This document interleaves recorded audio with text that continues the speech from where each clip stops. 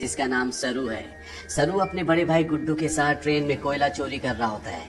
दरअसल ये लोग बहुत गरीब हैं, इन्हें अपनी गुजर बसर के लिए चोरी करनी पड़ती है। ये दोनों ट्रेन से बहुत सारा कोयला चोरी करते हैं और उस कोयले को एक दुकान में बेचने के लिए जाते हैं। उसी दुकान में जलेबियां भी बन रही होती है। सरू अपने बड़े भाई से कहता है कि मुझे जलेबी खानी है। उसका बड़ा भाई कहता है कि एक दिन मैं तुम्हें जलेबी जरूर खिलाऊंगा।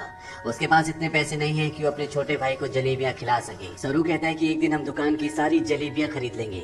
अब कोयले के बदले में थोड़ा सा दूध दिया जाता है और ये दोनों भाई खेलते हुए अपने घर वापस पहुंच जाते हैं, जहाँ पर सरू और गुड्डू की एक छोटी बहन भी है।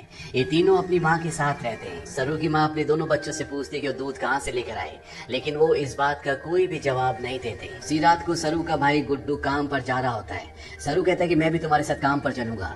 उसका भाई कहता है कि तुम मेरे साथ नहीं चल सकते, क्योंकि काम पर बोरियां उठानी पड़ती है और इस काम के लिए तुम बहुत छोटे हो। सरू अपने सिर के ऊपर चेयर उठाकर दिखाता है, साथ ही साथ वो साइकिल को उठाने की कोशिश करता है। सरू कहता है कि मैं कोई भी काम कर सकता हूँ। सरू की जिद करने पर उसके भाई को उसे अपने साथ ले जाना पड़ता है। ये दोनों के दोनों एक ट्रेन स्टेशन पहुंचते हैं। सरू अपने भाई गुड्डू की गोद में ही सो जाता है। उसका भाई उसे उठाने की कोशिश भी करता है, पर सरू बहुत छोटा है, उसे बहुत नींद आ रही होती है। वो कहता है कि मुझे सोने दो।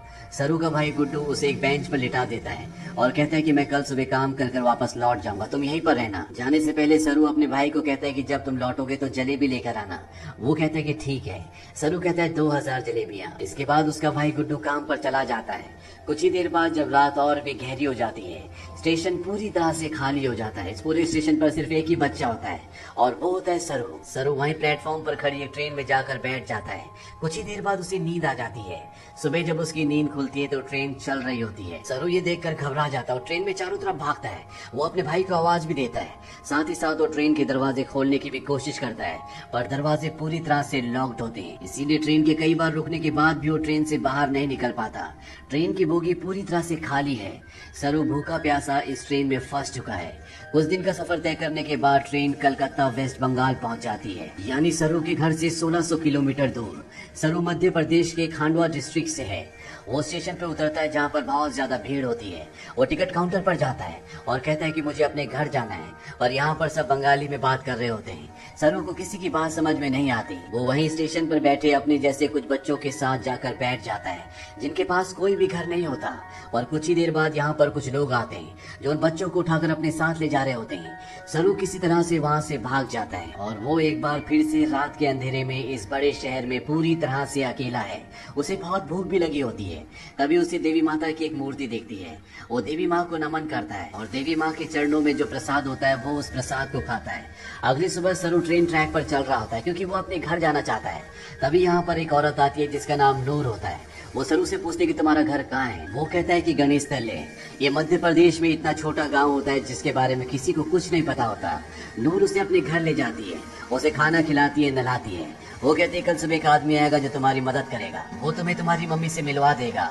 अगली सुबह यहाँ पर रामा नाम का एक आदमी आता है। वो सरू की पूरी बॉडी चेक करता है और नूर को धीरे से कहता है कि तुमने बहुत अच्छे से काम किया। उन्हें ऐसी लड़के की तलाश थी। सरू को इन दोनों पर शक हो जाता है, इसीलिए वो मौका देखकर इस घर को छोड़कर भाग जाता है। सरू अपने कई दिन हावड़ा ब्रिज के आसपास गुजारता है। उसे हमेशा अपनी मम्मी की याद आती है कि किस तरह से उसकी मम्मी पत्थर तोड़ा करती थी और वो अपनी मम्मी की मदद किया करता था। सरू अपनी मम्मी से बहुत प्यार करता है, पर अब वो यहाँ से 1600 किलोमीटर दूर है, जिसके बारे में सरू को कुछ भी नहीं पता। सरू को इसी तरह से यहाँ पर 2 महीने बीत जाते हैं और एक सुबह जब बारिश हो रही होती है तो वो एक कैफे के बाहर बैठा होता है। कैफे के अंदर एक लड़का कॉफी पी रहा होता है और बाहर से सरू उसकी नकल उतार रहा होता है। वो लड़का बाहर आता है और सरू को कुछ खाने के लिए देता है। इसके बाद वो सरू को अपने साथ पुलिस स्टेशन ले जाता है। वो बताता है कि इस लड़के को बांग्ला बोलनी नहीं आती है, हिंदी में बात करता है। जब मैंने इससे पूछा कि कहाँ से है तो इसने बताया कि गणेश तल्ले से है। इस जगह के बारे में न लड़के को ना ही पुलिस वाले को कुछ पता होता है, क्योंकि ये मध्य प्रदेश में एक बहुत छोटा सा गाँव है। लड़का सरू से उसकी मम्मी का नाम भी पूछता है। सरू कहता है कि मेरी मम्मी का नाम अम्मी है। दरअसल उसे अपनी मम्मी का नाम नहीं पता होता। पुलिस उसके पेरेंट्स को ढूंढने की बहुत कोशिश करती है, पर सरू के घर का, उसके गाँव का, उसके परिवार का कुछ भी पता नहीं चलता। इसीलिए पुलिस उसे एक अनाथ आश्रम में भेज भेज देती है। सरू 3 महीने वहाँ पर गुजारता है और 3 महीने के बाद सरू से एक लेडी मिलने आती है जिसका नाम मिसेस सूद होता है। वो सरू को बताती है कि पिछले 3 महीनों से हम तुम्हारी अम्मी को, तुम्हारे परिवार को ढूंढने की कोशिश कर रहे हैं, पर कुछ भी पता नहीं चला। हमने न्यूज़पेपर में इश्तेहार भी दिया, जिस न्यूज़पेपर को हर रोज 1.5 करोड़ लोग पढ़ते हैं, पर इसका भी कोई फायदा नहीं हुआ। सरू कहता है कि मेरा घर यहाँ से बहुत दूर है, मैं अपनी अम्मी के पास, गुड्डू के पास जाना चाहता हूँ। मिसेस सूद कहती है कि हमने हर जगह तलाश करने की कोशिश की, अब इंतजार का कोई फायदा नहीं है।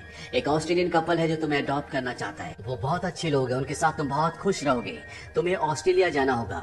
इसके बाद मिसेस सूद सरू को अपने साथ अपने घर ले आती है, जहाँ पर कुछ और बच्चे भी होते हैं।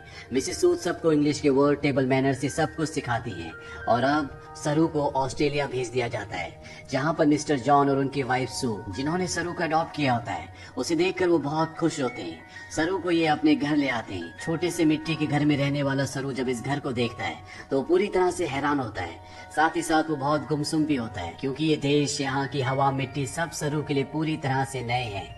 सरू की मॉम, जिसका नाम सू है, जिसने सरू को अडॉप्ट किया है, वो सरू से इंग्लिश में कहती है कि मुझे पता है कि तुम्हारा सफर इतना आसान नहीं था, तुम मुझे इस वक्त कुछ नहीं बता सकते, पर एक दिन तुम मुझे सब कुछ बताओगे।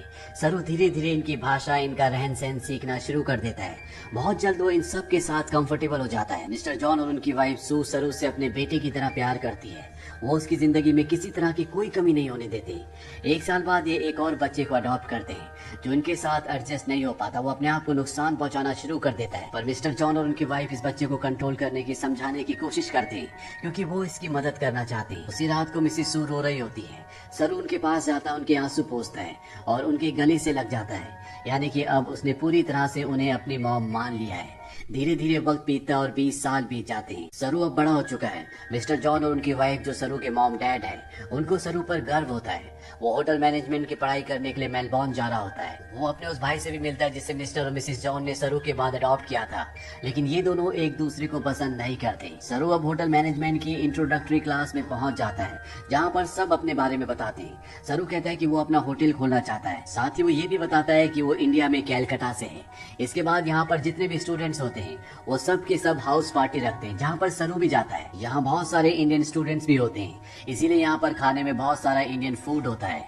और सरू जब वहाँ पर जलेबियाँ देखता है तो उसे बचपन का वो लम्हा याद आ जाता है, जब उसने अपने भाई गुड्डू से जलेबी खाने के लिए कहा था और जवाब में उसके भाई गुड्डू ने कहा था कि वो उसे जलेबी जरूर खिलाएगा। सरू ने कहा था कि एक दिन वो सारी जलेबी खरीद लेंगे।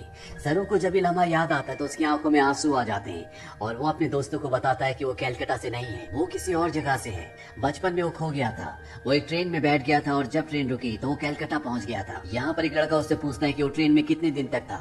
सरू कहता है 2-3 दिन तक। वो लड़का उसके गांव का नाम पूछता है। सरू कहता है गणेश तले, लेकिन सरू को अब ये भी नहीं पता कि वो अपने गांव का नाम अच्छे से प्रोनाउंस कर पा रहा है कि नहीं, क्योंकि उसे हिंदी बोलनी नहीं आती, वो अब सिर्फ इंग्लिश बोल सकता है। यहाँ पर एक लड़का उससे कहता है कि कैलकाटा के हावड़ा ब्रिज से, जहाँ पर तुम बचपन में पहुंचे थे, अगर वहाँ से हम टाइम और ट्रेन की स्पीड को कैलकुलेट करें और वापस जाए तो हम तुम्हारे गाँव के आसपास के रेडियस में पहुंच सकते हैं। यहाँ पर एक लड़की उसे गूगल अर्थ के बारे में बताती है। वो कहती है गूगल अर्थ के सहारे तुम दुनिया की किसी भी जगह को ढूंढ सकते हो, पर सरू इस बारे में और ज्यादा बात करने से मना कर देता है। इसके बाद ये पार्टी से निकल जाते हैं। सरू के साथ एक लड़की भी होती है जिसका नाम लूसी होता है। ये दोनों एक दूसरे की तरफ अट्रैक्टेड होते हैं, इसीलिए रात को ये दोनों एक दूसरे के फिजिकली बहुत क्लोज हो जाते हैं। अगली सुबह जब सरू उठता है तो उसे अपने पेरेंट्स की, अपने घर की, अपने गाँव की याद आती है। उसे एहसास होता है कि उसके खो जाने के बाद उसकी मॉम, भाई बहन उसके लिए कितना परेशान हुए होंगे।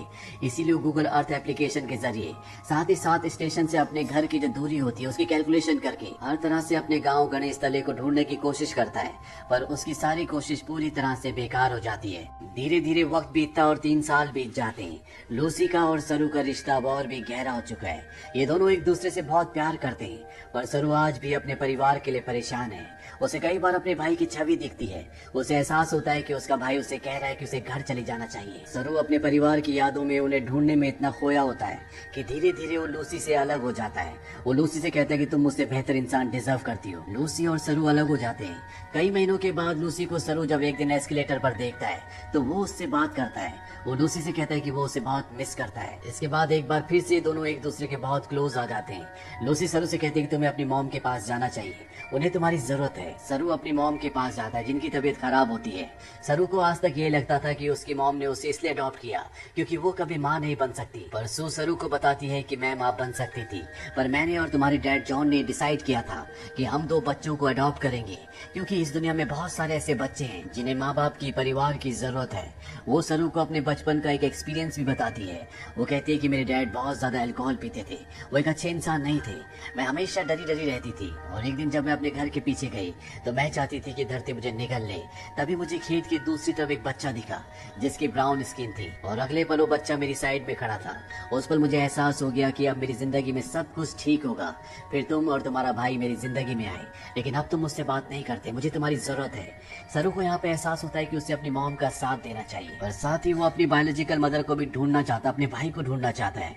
इसीलिए एक बार फिर से वो गूगल अर्थ पर अपने गाँव को ढूंढने की कोशिश करता है और जब वो इंडिया के अलग अलग हिस्सों को जूम करके देखता है तो उसे वो जगह दिख जाती है जहाँ पर उसकी मॉम पत्थर तोड़ा करती थी। इसके बाद वो धीरे धीरे आसपास के पूरे एरिया को सर्च करता है और उसे अपना गांव, जिसका नाम गणेश तलाई है, वो मिल जाता है। उसे पता चल जाता है कि उसका गांव मध्य प्रदेश के खांडवा डिस्ट्रिक्ट में है।